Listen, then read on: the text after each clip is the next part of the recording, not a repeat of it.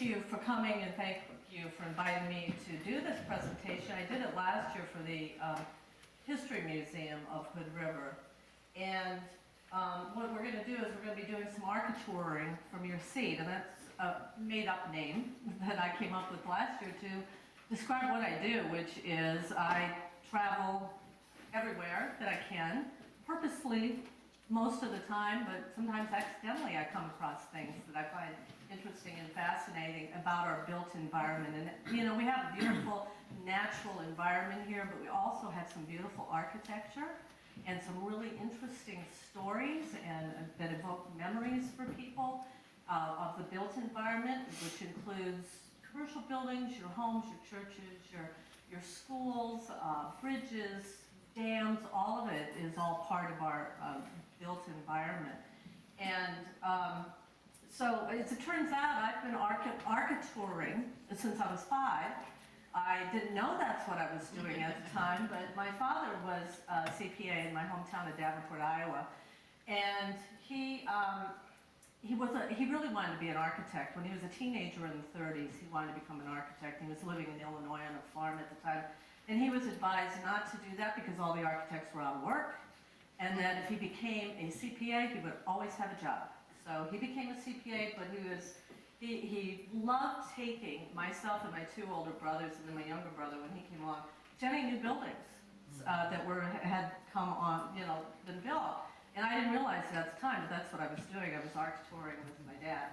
He's been gone now 30 years, but so I didn't really actually get into architecture until the early 1990s when I was living in Chicago.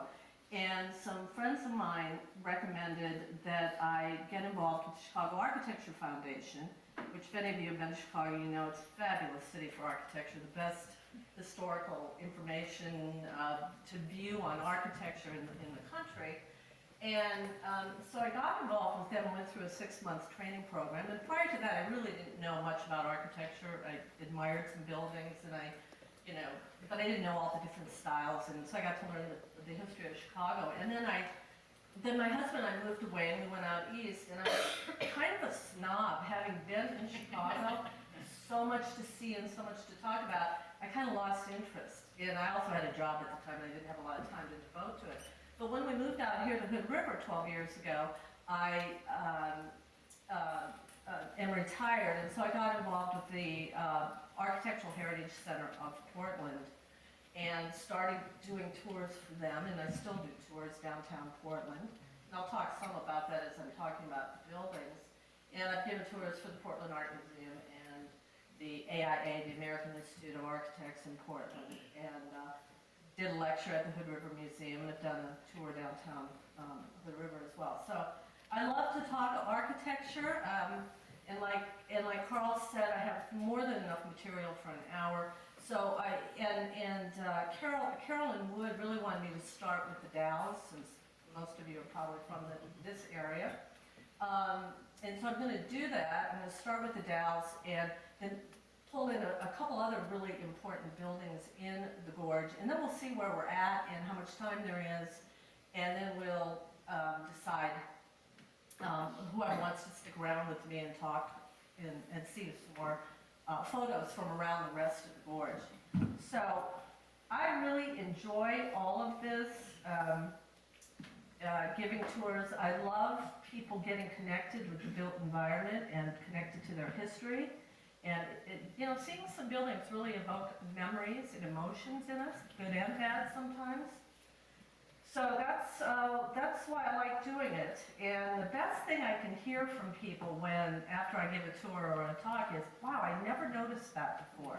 I'm really much more aware now of the buildings and things around me. So that's kind of my goal today. So the scope of this is that where I went to look, and my husband and I literally went in the car.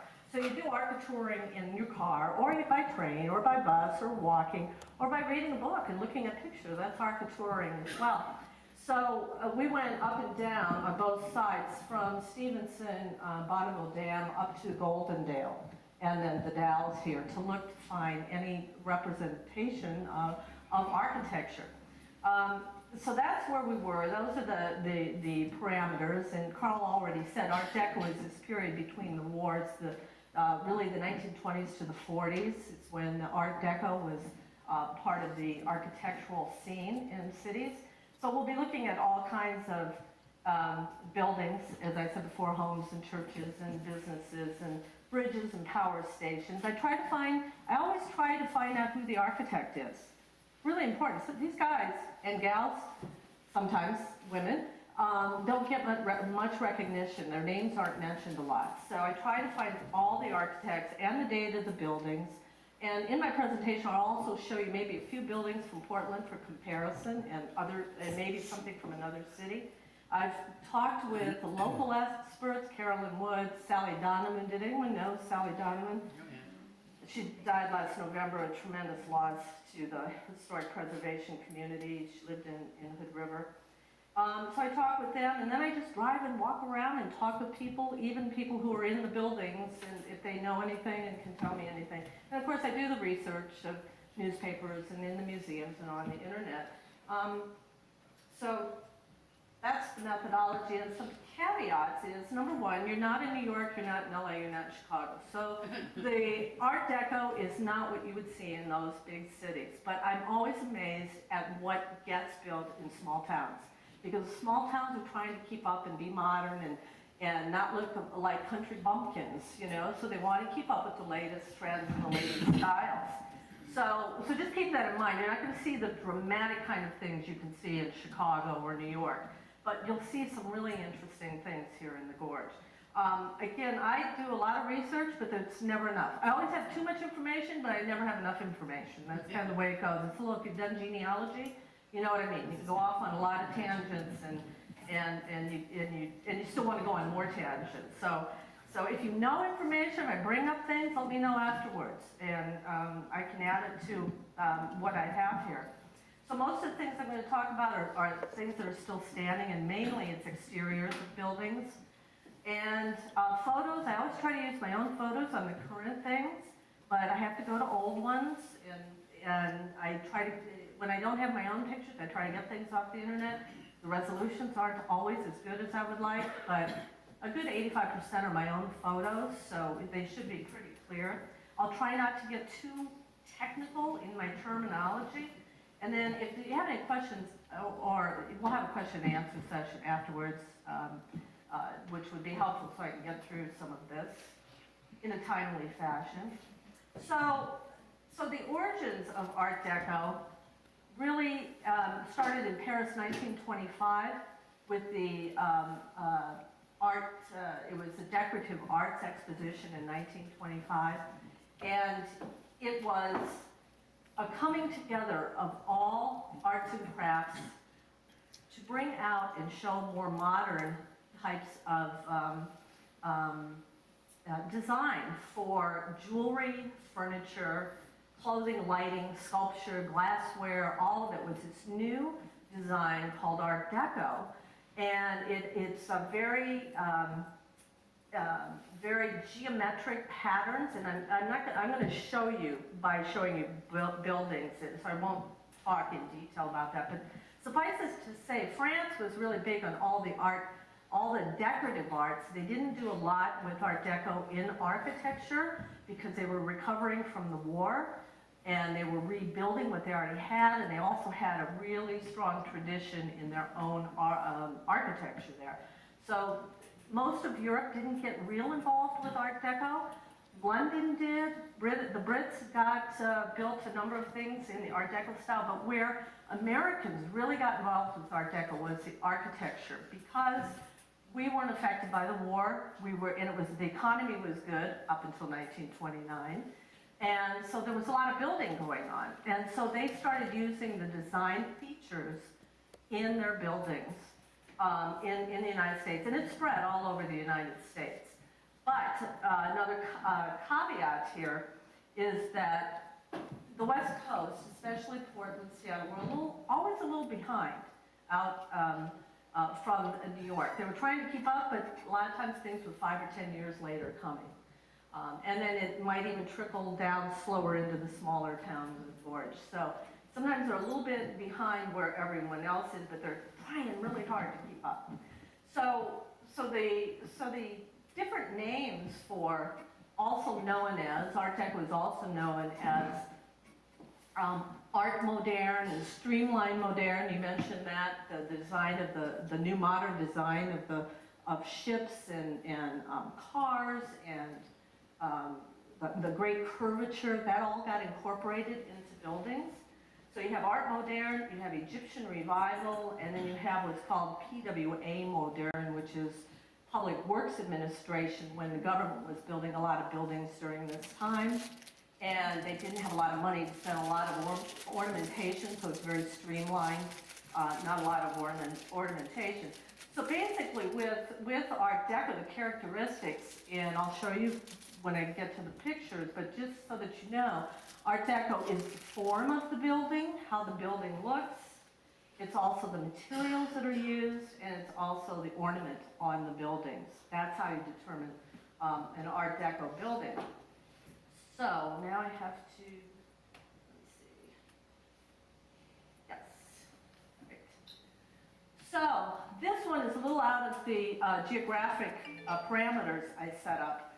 This is the McReynolds house has anyone ever seen this house? It's in Kennewick.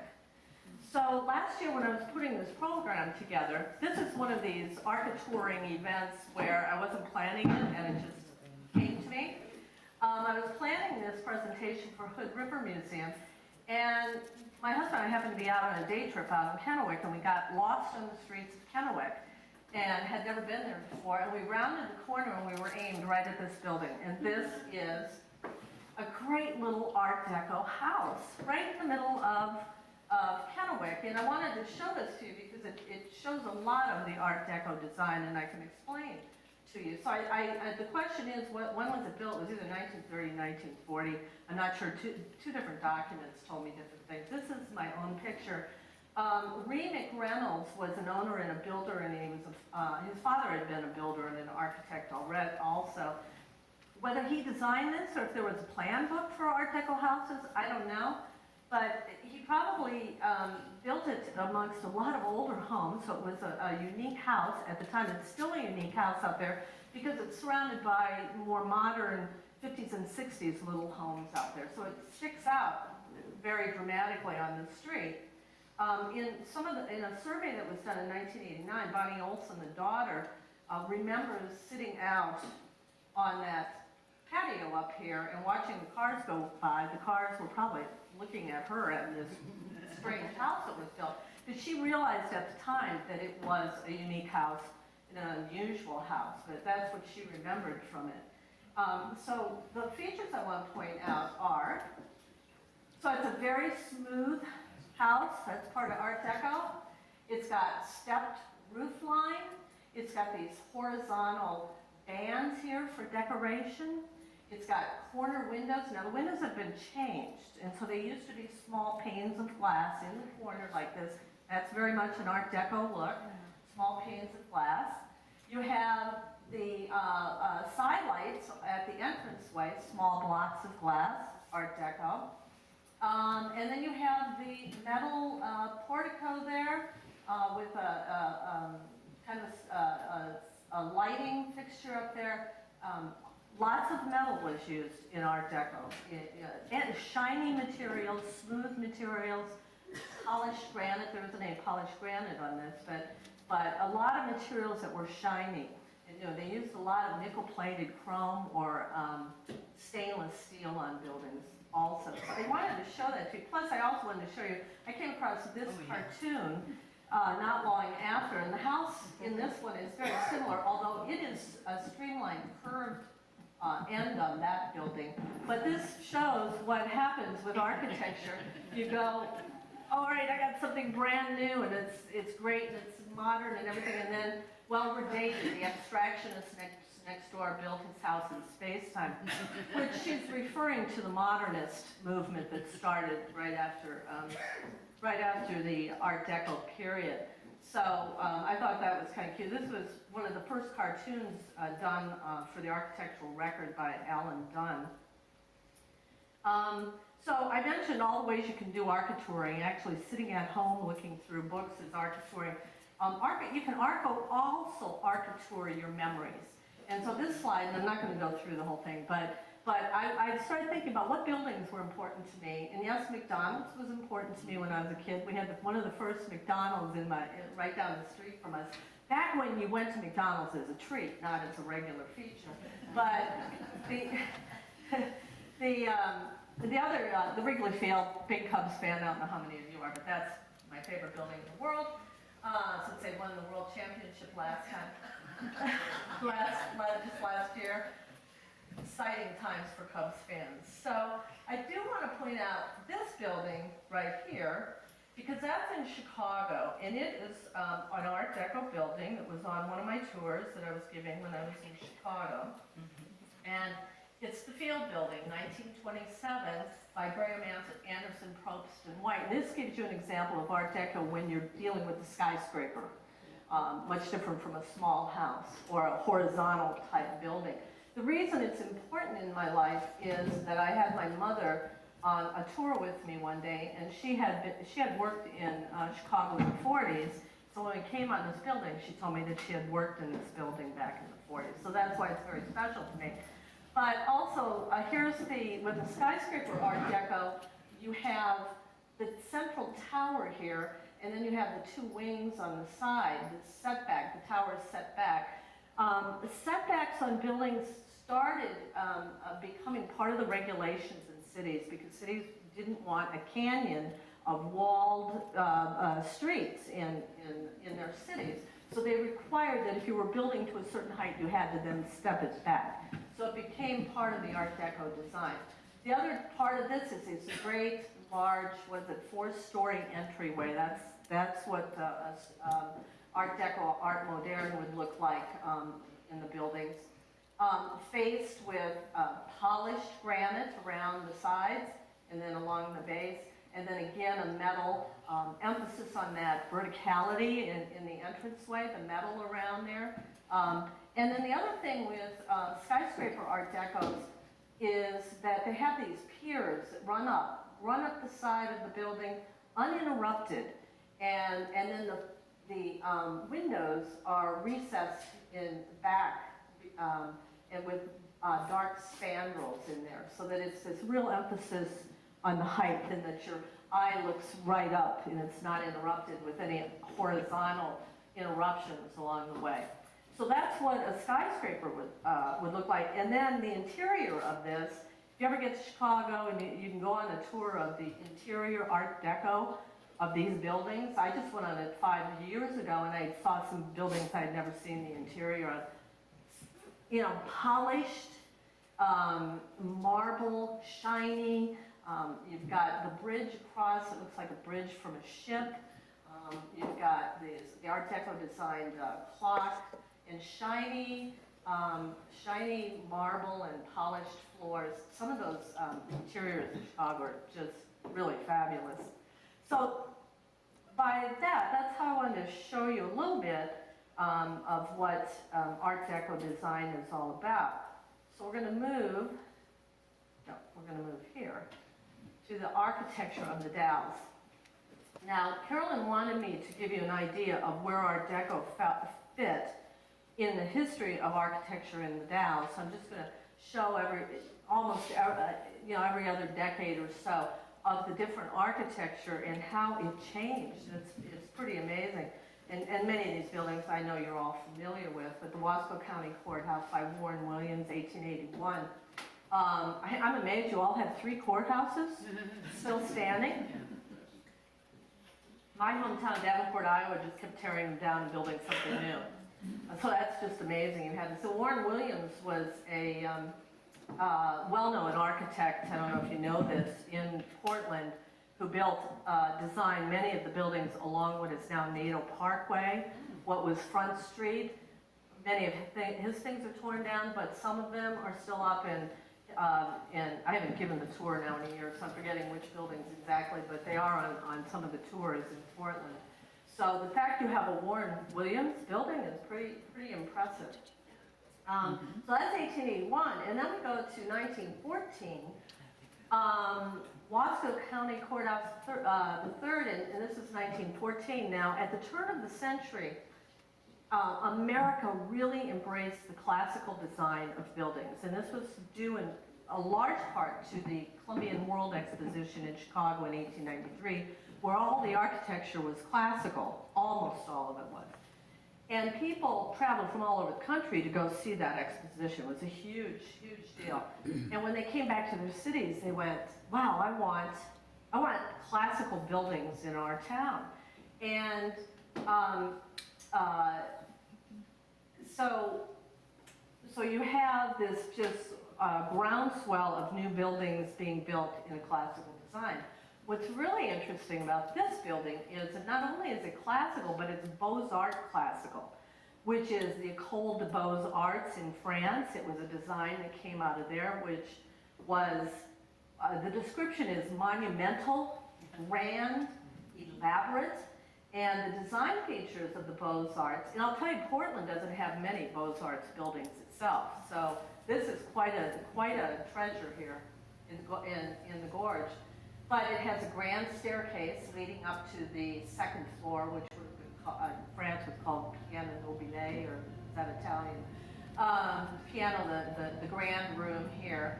Grand staircase, you have these classical Corinthian columns with the elaborate capital on it. You have an elaborate roof line, that's very much part of the Beaux-Arts tradition. And you have the light fixtures here on the entryway up, which you would have had light fixtures or sculptures or something of that sort. So that's a really interesting building. Anybody know anything about the architect, Charles and Jesse Crandall? I don't know much about him except that he was from Oregon and he wasn't trained as an architect. He was the undertaker. Yes, and that's an interesting progression. They do undertaker, furniture maker, architect. It's an interesting, because we didn't have any architectural schools out here until 1914. And then he would have known how to design a Beaux-Arts classical building is kind of curious to me. So that's something worth investigating at some point as to maybe he had some, he must have studied hard and learned it, I guess, or he had some help along the way. So this here, the Geyer building? Geyer building. Okay, 1927. This is the terracotta classical design.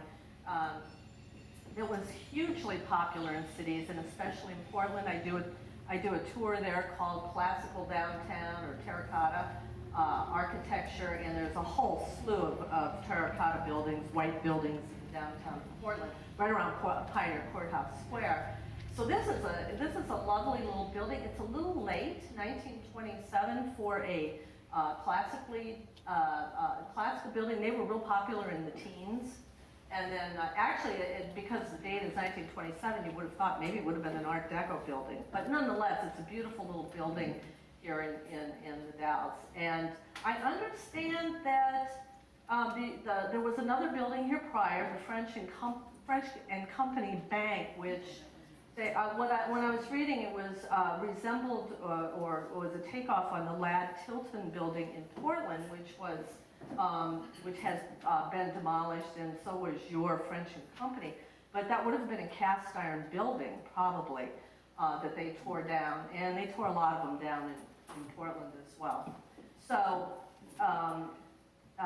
so that you've lost out on, but on the other hand, you have this nice representative classical terracotta building in your downtown. And the other, it's a corner building, which is exactly the way the Ladd Tilton building was. They had a corner entrance on that building as well. So I did want to mention your Granada Theater. I understand there's some development talk about the whole Granada block with Recreation Cafe next to it. This 1930 should have fit into the Art Deco, but the palaces, theater palaces, were kind of an architecture unto their own, and they were exotic. People were starting to travel more. King Tut's tomb had just been found, actually, I think like 97 years ago this week. And so the theaters were dramatic. If you've ever looked at old palaces, theater palaces, they were Egyptian, they were Oriental, they were this Moorish design like the Granada Theater. So that's in your downtown. And then I moved from the 30s, because I'm going to talk about this period of Art Deco. And there we are at the Oregon Bank. How many remember when this was opened? Is anybody around? Was it a big deal when it was opened? Did anybody talk about it? Because it was modern. Not architecture. No? So I took this picture just the other day, and I went in and I actually found a woman in there who brought out clippings from the day that it opened, November 25th, 1960. And the president of the bank at that time said, it's ultra modern, it's a pleasing addition to the banking scene in the Dalles. So it was, it's now Washington Federal, but it was originally part, the Oregon Bank branch was formerly known as Portland Trust Bank in Portland, owned by Henry Pittock, Pittock Mansion. And then they merged in 1960 and they changed the name to the Oregon Bank, and then they had this branch out here. So that's your modern, very modern. I tried to find out who the architect is on that. I have not been able to find that out yet, but I probably will.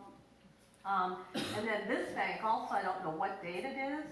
It's currently the U.S. Bank, 60s, 70s, and I'm thinking 70s because the marble around here, and the stonework, and then the grill along here, and then this podium design where the opening to the bank, the entranceway is pulled back from the street, and they have these columns in front of it. That was very popular in the 60s and 70s. So, and in contrast, so this was originally in 1933, there must have been another bank. Yeah. Really, because there's a plaque on this building. No, The plaque on this building says U.S. National Bank of the Dalles 1933, but that is not a 1933 It building. was across the street. Oh, was it? There's a brick building there. Okay. All right. Well, so anyway, so the U.S. National Bank, this is the U.S. National Bank in Portland Yeah. by A.E. Doyle, a monumental classical building. And amazing. That one's on my tour. Come on my tour sometime and I'll tell you more about that. But that's what it looked like. And then A.E. Doyle also did this one, which is an Italian palazzo down in Portland. So you're dealing with this in the 60s versus 1917 and 1926, what they were doing with banks, which banks at the time were really monumental and they looked really safe and secure and unpenetrable.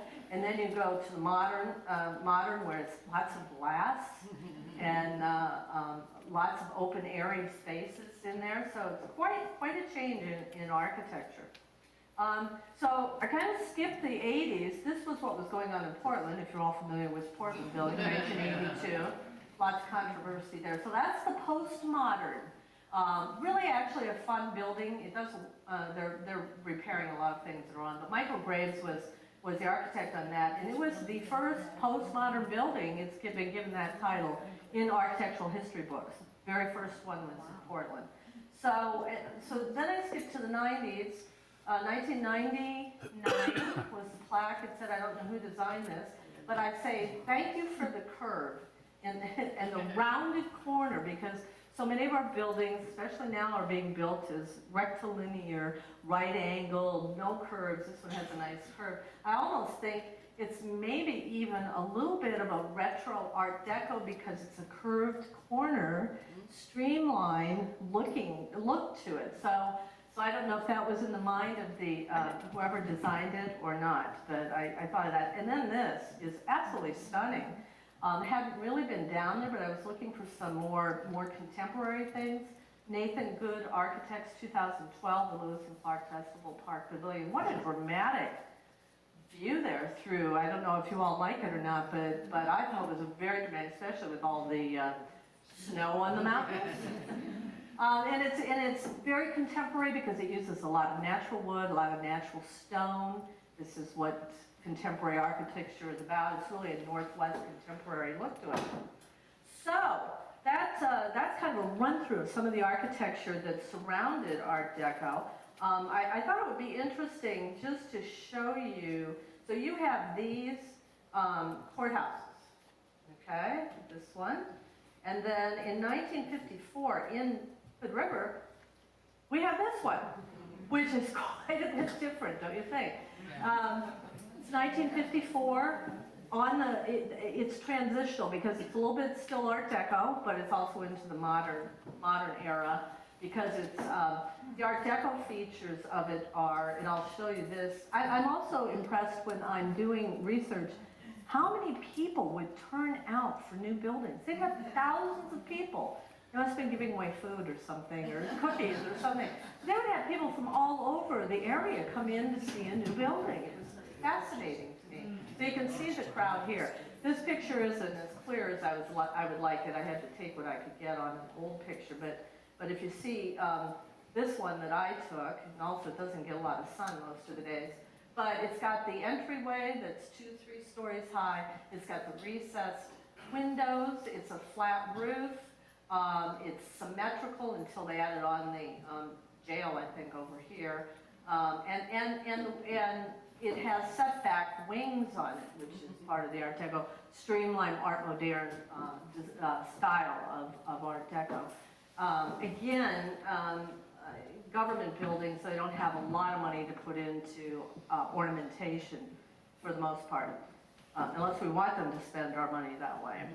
And the same architectural firm, then a couple other buildings they built modern, the Umatilla County Courthouse, and then the Malheur, is that how you pronounce that? Yeah. County Courthouse. I've seen a lot of these buildings with the bluish color and the red brick, a lot of from that period.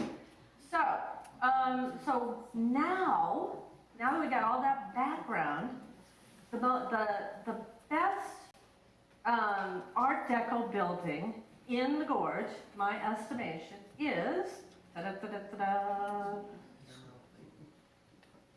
the Dallas High School.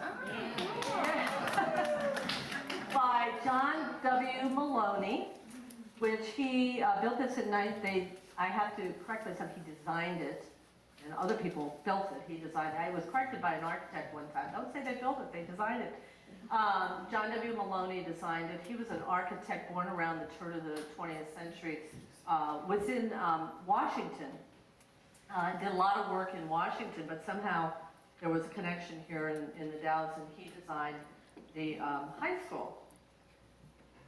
So one thing I would like to do, I would love to understand who made the final decision that this was the design they were going for the school. Did they have any qualms about doing this kind of design? Because here's what White Salmon, this was their high school, 1924, a collegiate Gothic revival, designed 1924. And then in Hood River, the high school, which is now the middle school, was also a collegiate Gothic revival, a style that was used a lot on campuses and for schools. But here in the Dallas, so forward thinking, don't you think, that they came up with this? How many went to high school here? Okay, so were you impressed going there? Did you think it was something pretty special? School. Yeah, it was high school, yeah, that's it. Yeah, I understand. My high school was not dramatic like this. I don't know of any high school in my hometown that was like this. This is really a unique building, and really, it carries the Art Deco theme all the way around it. So, I want to show you this.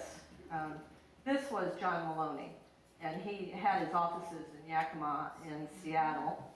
And he also designed the A.E. Larson building in Yakima, which is a skyscraper Art Deco design with, and I haven't been out to see this, I've got to get out to see this, with a great lobby. I couldn't get a good picture with good resolution of the Art Deco interior, but I got this.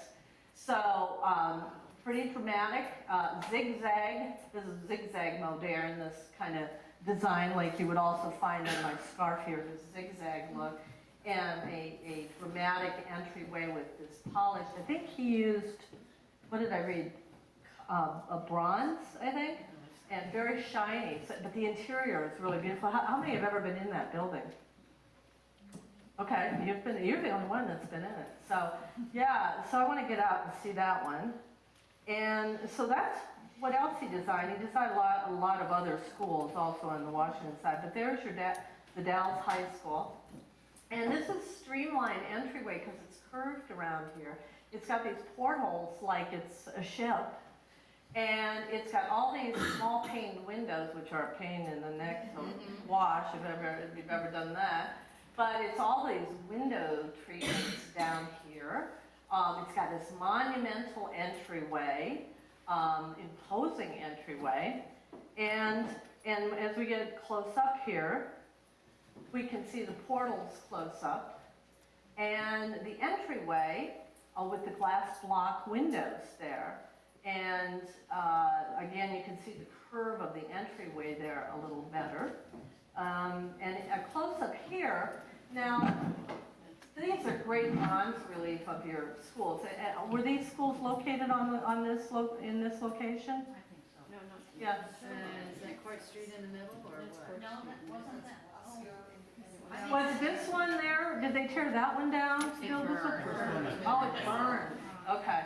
Well, that's bad. Smoke in the background? Well, that's interesting. This is not Art Deco design. Art Deco design in a relief like this would be very representative, not so much detail, but nonetheless, it's a lovely depiction of your schools through the years, and of bronze. So there, and then there's the glass blocks, and then you go over here to the gymnasium. This crate, or I think of crate and barrel when I think of this, but it's the barrel, the round, and the entryway with the columns that are curved, and then you have these horizontal designs little ornamentation there that's and the small block windows. So it just carries the whole design throughout. You've got the ticket windows that have some geometric kind of design here. And then I was invited in to look at the theater, and it carries on through there. Now, I don't know, was this all a cream color when you all were in school there? Do you remember? Yes. Yeah? Okay. So sometimes in Art Deco there will be color, they use color, but it's the smooth surface again and the horizontal ornamentation over here and the curve around the stage, all part of that, and then this horizontal or this design here on the top, and then we have the clock and this little the striated vertical elements, and then this, I don't know if that was painted, if that was actually metal and painted. It looked like something, but it's very curvaceous. Great streamlined Art Deco, and then I was looking at all of this up here. Again, you've got geometric design in the railings. And then I came across this, which I asked all my architecture friends, I said, this isn't really Art Deco, what is this? And they were like, it's crafts, arts and crafts maybe, Art Nouveau, but it's a little bit too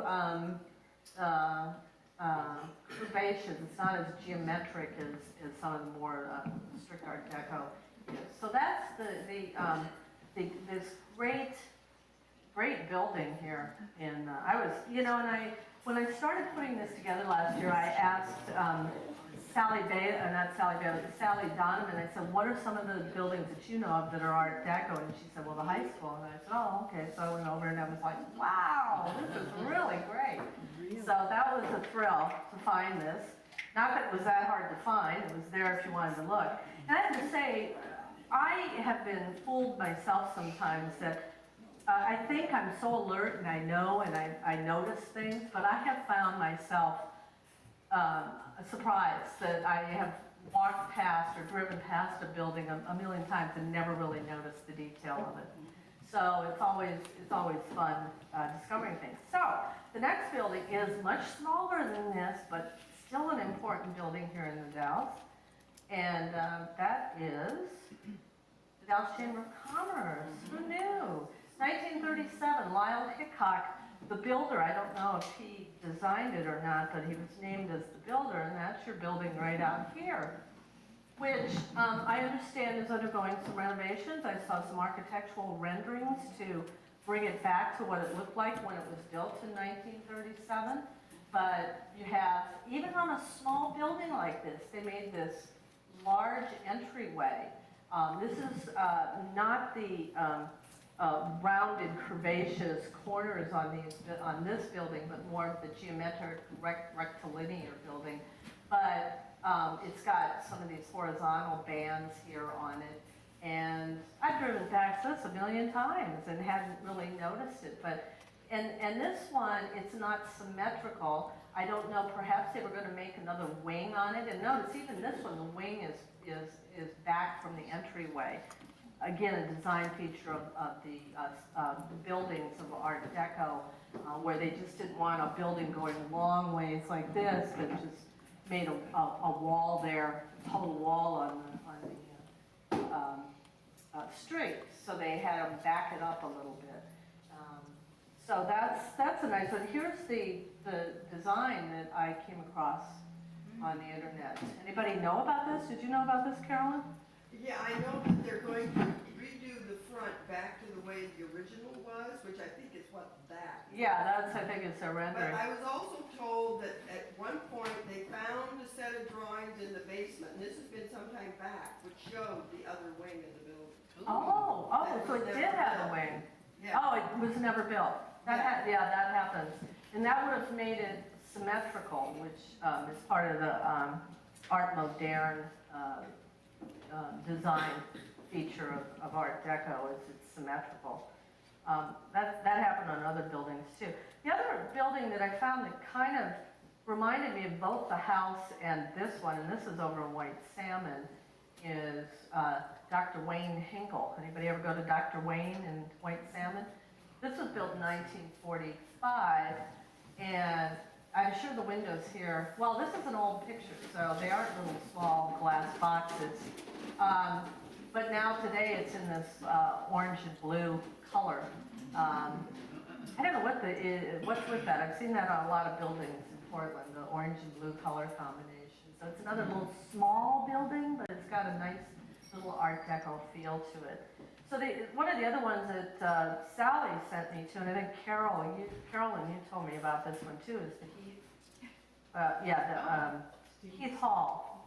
Heath Hall up at the Community College, 1928, by Clausen and Clausen. I was kind of taken aback when I found out that the architects were Clausen and Clausen, because back in my hometown in Iowa, there's a Clausen and Clausen architectural firm, and I thought, oh my gosh, did they come out here and do something out here too? But it's different families. Maybe they're connected in history way back, but not that I could find recently. So it's this Heath Hall, which is it's an interesting building because on the one hand, it's trying to be Art Deco. It's got setback wings.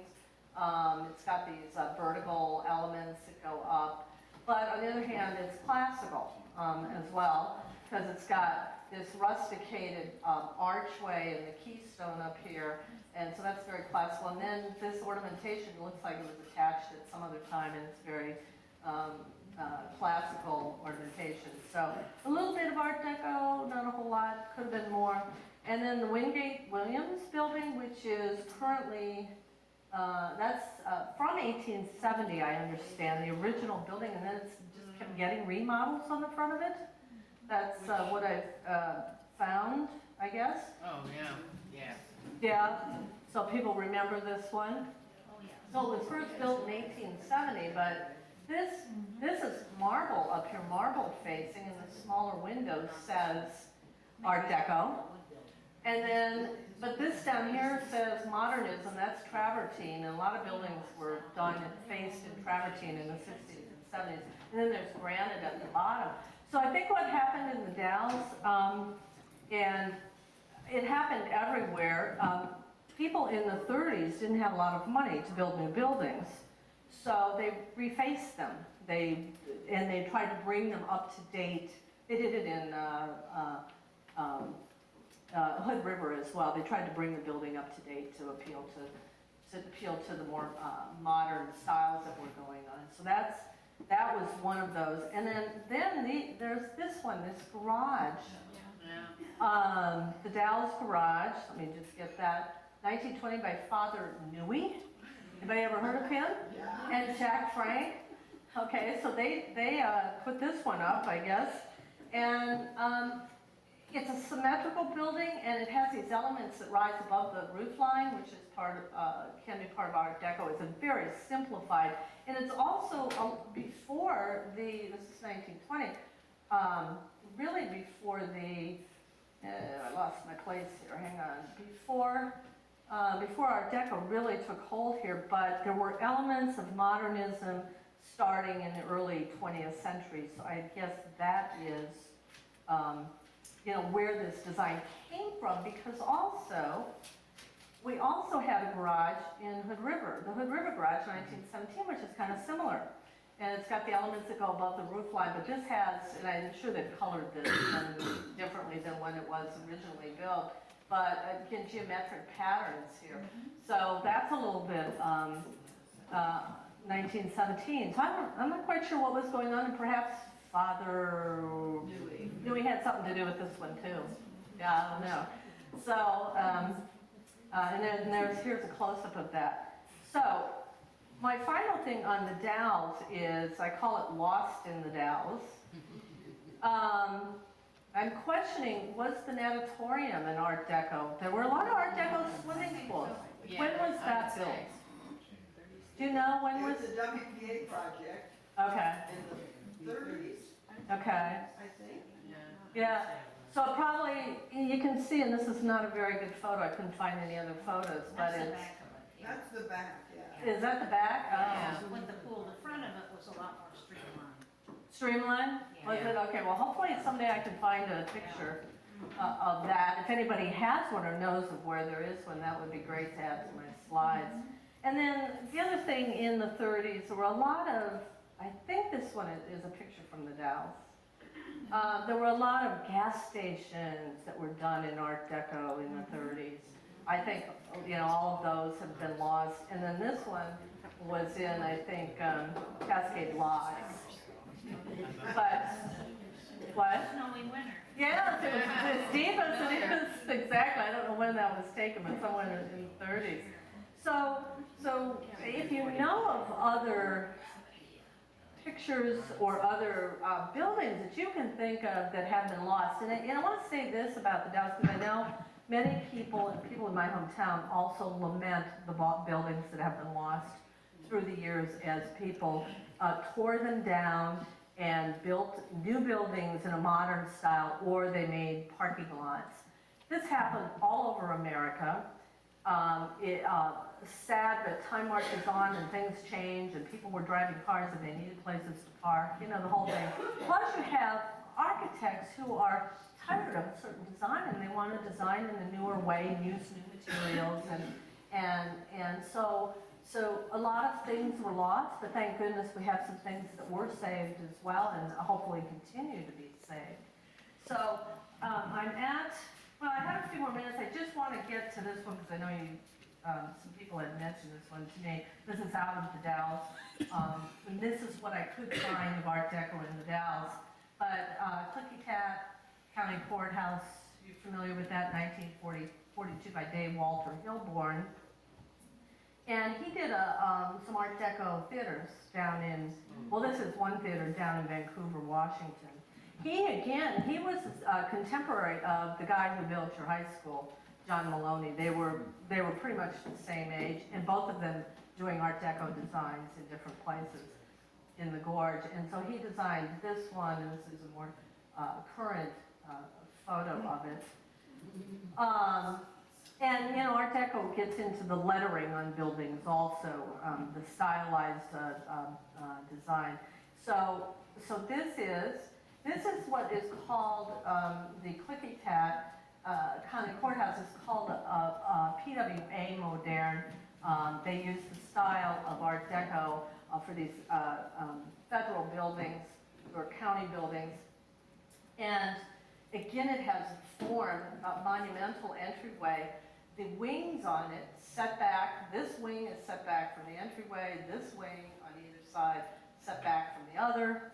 And it's symmetrical. If you folded it in half, it would be, you know, you could match it up. But it's got a grand entryway there. Now, the interesting thing is that there was no color on this building. I'm going to bring a close-up of here, and you can see how it's curved in here as well.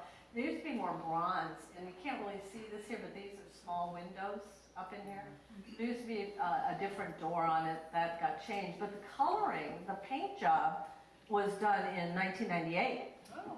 So prior to that, who was here that told me that it had not been painted, and you were surprised one day to go over there and see that it had been painted?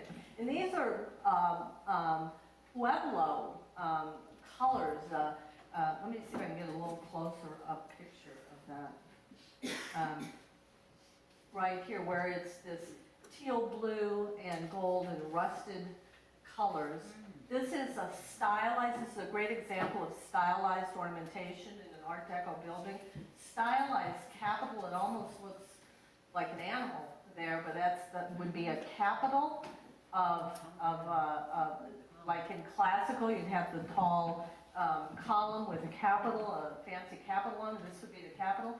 They added these lanterns here also in 1998 to match up with this design on the building. And then they also did a little design in the railings as well and made it you know, wheelchair accessible. But again, you have the recessed windows, the vertical windows, and then the this zigzag design up here. A lot of Art Deco was also based on Aztec, Mayan, Egyptian designs, geometric designs, and you have this little detail here as well. And then you can see the window above, the transom above the doorway. And then here's the much more detail.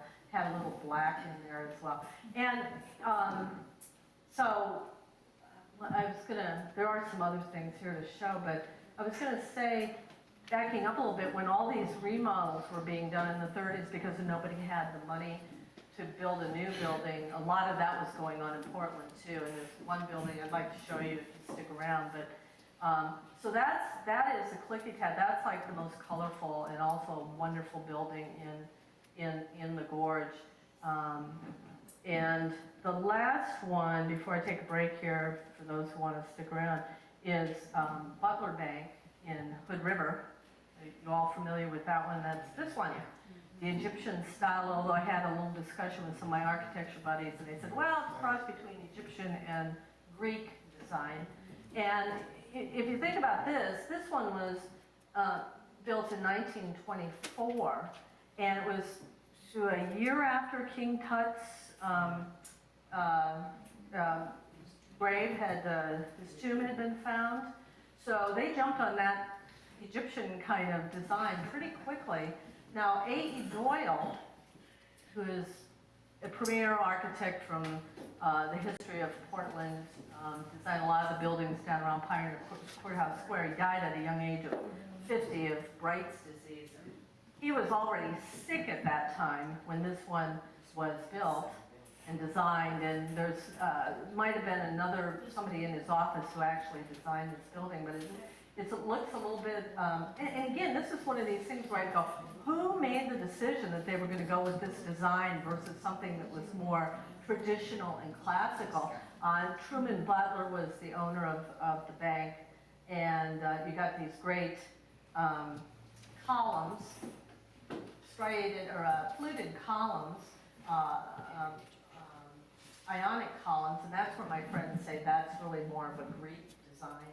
But these acroteria up here, it's also an Egyptian design, and the monumental entryway. You can almost see it as a tomb going into the tomb, and then it's all done inside. This is limestone or sandstone, but inside there's a lot of marble, lots of marble and shiny surfaces in there. So that's been saved, which has been great. And one of the things when I was researching here, let me see if I can find this.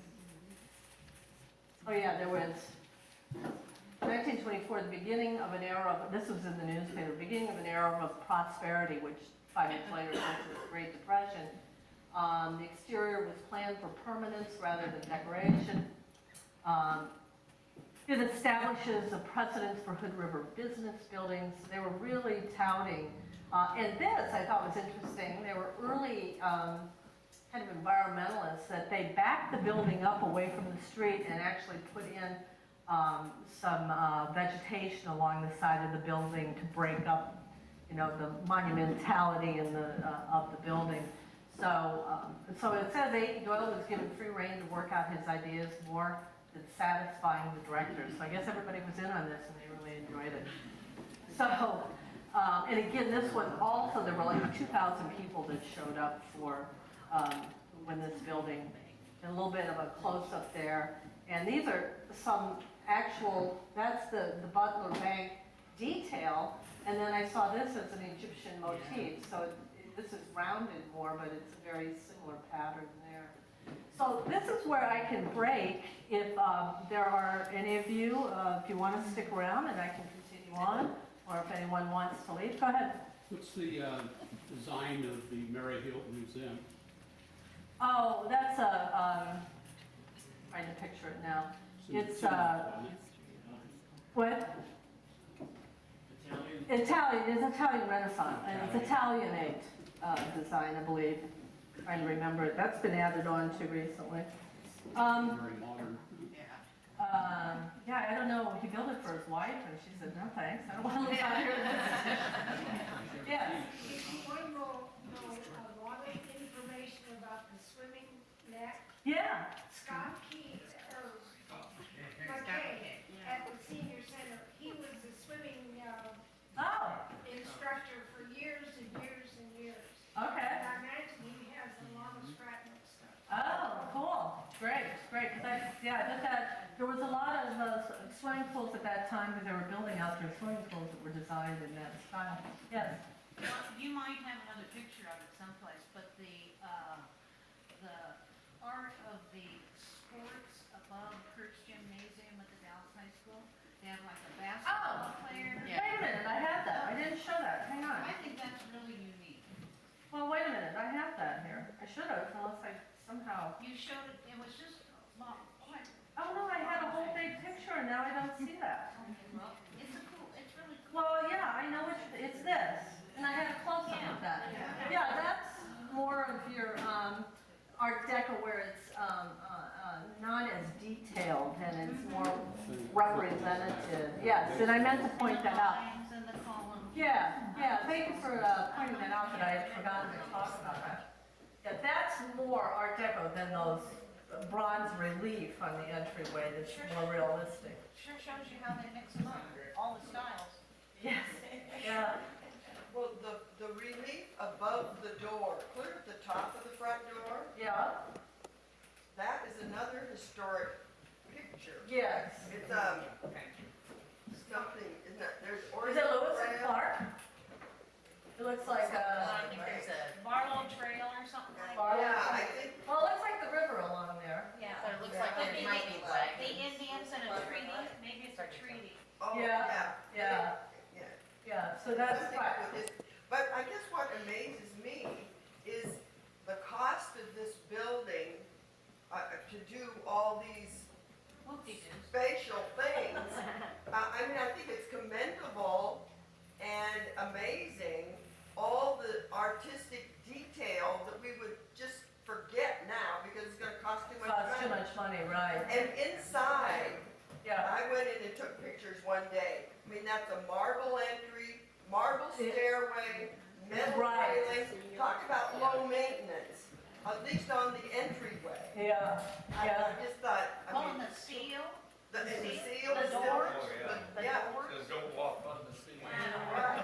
Yeah, so, well, and where did they, that was 1941, so, you know, where did they get the money? Where did the school district get the money for that? Well, the other one burnt, so they probably had insurance, and they probably, I don't know, They had to have a place for the kids to play. right. Right, yeah, they took the time to do some details on here that maybe you wouldn't if you know. And didn't- about that time, didn't we have some tremendous football teams? Yeah. Oh, well, maybe they were making money for the school. I think, yeah, And and, boosters were helping too, yeah. right. Yeah. I was just gonna mention that one of the first radical changes in architecture occurred in the 1850s. Fort Dallas Museum is housed in the surgeon's quarters. That's Gothic Revival architecture. Louis Scholz was the architect, but he based his designs on Mr. Downey.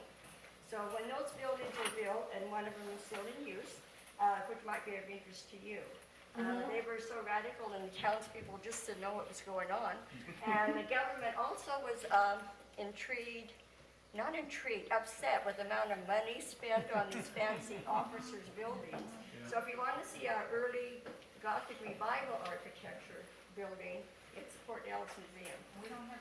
And the 19th century was full of revivals, Gothic revival, Greek revival, and just dozens of different kinds of revivals. And that's why when it turned, the 20th century turned, and we had all the kinds of new materials, and people didn't want to build like they had been building for centuries, or do more revivals.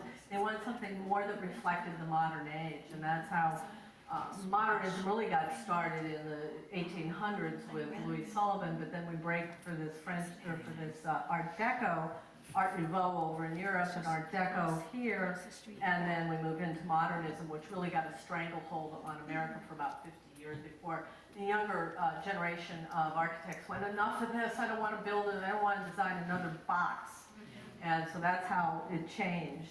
But I can remember my mother saying to me, because I wanted her to take a little trip with me from Chicago out to a little town, I can't remember the name of the town, it's very famous because a lot of old buildings, and she grew up in Dubuque, Iowa, which is filled with old buildings, Victorian buildings, and she said, I hate quaint, I don't want to go out there. So there was a whole generation of people that were, in the 50s and 60s, and she was in Chicago while new things were coming up, skyscrapers were being built, and she loved all that new stuff, and she just thought old stuff was equating her with her youth in Dubuque, and she just didn't want it. And a lot of people, a lot of generations, I always tell young people that are on my tours, I say, okay, so everybody's mad at the generation that tore down all these wonderful old buildings. I say to them, when you get to be in your 60s and 70s, the younger generation's going to be mad at you for something. Yeah. So just keep that in mind. So anyway, one other thing, just before, I never get to talk about women in my presentations because there weren't women architects back then, at least in the Gorge there weren't. But